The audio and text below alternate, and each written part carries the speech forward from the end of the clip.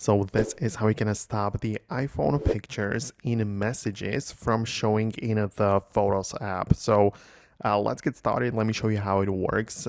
If you're new here for the first time on Foxtecc, make sure you subscribe so you never miss anything important. So a few places that we can check out the settings. So of course, open up the main settings app, and if you go to the camera section, you should be able to see a few things, but at the bottom you can see messages section, which has one toggle saying save captures to photo library. And that just means that if you open up the messages and capture the photo within the messages app, then it just means that you get to decide if it gets saved to the gallery or not. So that is the first thing which you might need to take a look at.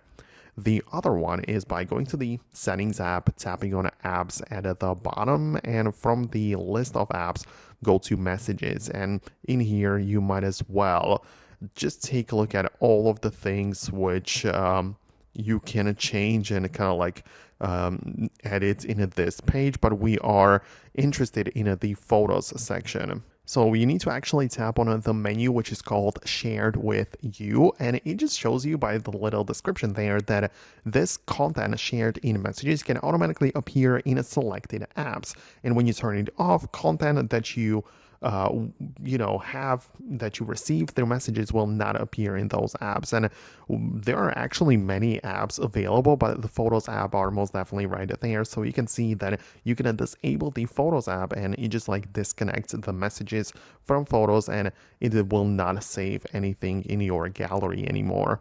Or you can as well just turn off the whole thing so no app gets connected through your messages. But that would be about it. I think that it could help you out. So let me know what you think. Let me know if it helped. Thanks a lot, and I hope to see you later in the next videos as well.